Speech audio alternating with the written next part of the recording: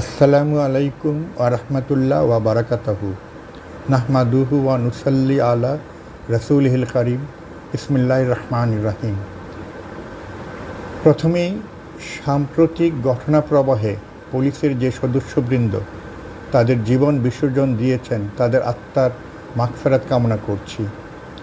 কিছুটা নীতি নির্ধারণী পর্যায়ের বিচ্যুতি ও সিদ্ধান্তহীনতা, কিছুটা বিশৃঙ্খল দিশেহারা অপারেশনাল দিক নির্দেশনার কারণে যে অবর্ণনীয় যন্ত্রণার মধ্য দিয়ে কর্তব্যরত অবস্থায় অনেকগুলো তাজা প্রাণ অকালে ঝরে গেছে, তার বেদনা প্রকাশের কোনো ভাষা নেই।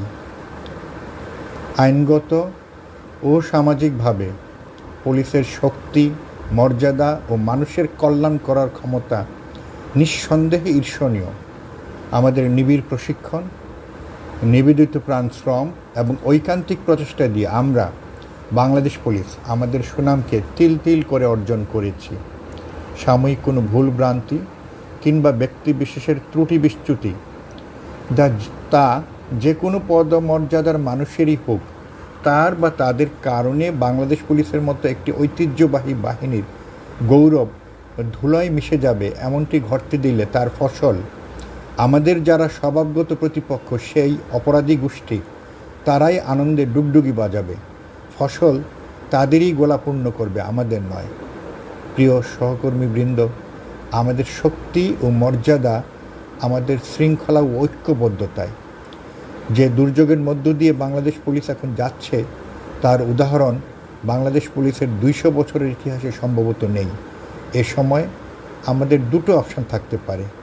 অপশন 1, ক্লান্তি, অবসন্নতা ও ক্ষোভে ভেঙে পড়ে বিচ্ছিন্ন হয়ে নিজের মতো করে ছোটাছুটি করা।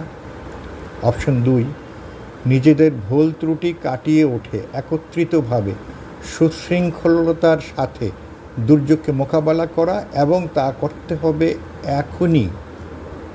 বর্তমান অবস্থায় কিছু দুর্বৃত্তের সংঘবদ্ধ আক্রমণের শিকার হয়ে বাংলাদেশ পুলিশের কি মাঠ, কি সদর দপ্তর, সকল পর্যায়ে একটা শূন্যতা দেখা দিয়েছে।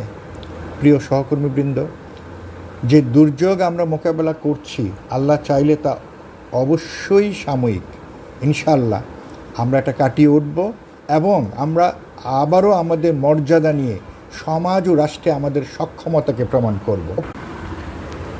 এর অন্যথা হলে ব্যক্তি হিসেবে ও বাহিনী হিসেবে আমাদের মর্যাদা ও শক্তিকে আমরাই প্রশ্নবিদ্ধ করব। আল্লাহ বলেছেন, যে নিজেকে সাহায্য করে না আল্লাহ তাকে সাহায্য করেন না। ব্যক্তিগতভাবে আমার ক্ষমতা খুবই সীমিত, তবু আমি বিশ্বাস করি এই অন্তর্বর্তীকালীন সময়ে আমরা নিজেরাই যার যার অবস্থান থেকে ঐক্যবদ্ধভাবে দুর্যোগকে মোকাবেলা করব ইনশাআল্লাহ। আসুন, আর একটুও দেরি নয়, বিরতি বা ছুটি যে নামই ডাকি না কেন এই মুহূর্তে তা হবে অত্যন্ত ব্যয়বহুল, অপূরণীয় ক্ষতির বিলাসিতা। প্লিজ এই বিষয়টা আমাদের সকলের বোঝাটা খুবই জরুরি। আমাকে বিশ্বাস করুন, আমার উপর আস্থা রাখুন। দেশে ও বিদেশে বিভিন্ন গুরুত্বপূর্ণ দায়িত্বে আমার 34 বছরের চাকরির অভিজ্ঞতা নিয়ে আমি বলছি, এই মুহূর্তে আপনার কাজে অংশগ্রহণ অনেক অনেক বেশি জরুরি। কাজের মাঠে অনতিবিলম্বে ফিরে আসুন। পুলিশ সুপার ও তদূর্ধ্ব কর্মকর্তাগণ, কোনো নির্দেশের অপেক্ষায় বসে না থেকে আপনার উপর অর্পিত দায়িত্ব ও করণীয় বিষয়াবলী স্বীয় দক্ষতায় আইন ও বিধির আলোকে প্রতিপালন করে যান। মাঠ পর্যায়ের কমান্ড ফিরিয়ে আনুন। সবাইকে নিয়ে কাজে নেমে যান। স্থানীয়ভাবে সমাজের ইতিবাচক শক্তি তথা রাজনৈতিক নেতৃবৃন্দ ও সাম্প্রতিক আন্দোলনের সমন্বয়ক বা তাদের প্রতিনিধিদের সাথে ব্যক্তিগতভাবে কথা বলুন। কাজের পরিবেশ ফিরিয়ে আনুন। কোনো নিহত বা আহত সহকর্মীর বিষয়ে তাৎক্ষণিকভাবে কোনো বিশেষ করণীয় থাকলে পুলিশ হেডকোয়ার্টার্স বা আমাদের নজরে আনুন। মাঠ পর্যায়ে দাবি দেওয়ার বিষয়টি অবশ্যই উপযুক্ত কর্তৃপক্ষের নজরে আনা হবে এবং আল্লাহ চাহে তো যথাযথ ব্যবস্থাও নেওয়া হবে। এই বাংলাদেশ পুলিশের কাছে লাখো কোটি গণতন্ত্রমনা মানুষের প্রত্যাশা অনেক। বিশ্বাস করুন, আমরা পারব। শোককে শক্তিতে পরিণত করে বাংলাদেশের গণমানুষের আকাঙ্ক্ষার পুলিশ, অহংকারের পুলিশ ও ভালোবাসার পুলিশ হয়ে আমাদের স্বপ্নের বাংলাদেশ বিনির্মাণে আমরা যথাযথ ভূমিকা রাখব ইনশাআল্লাহ।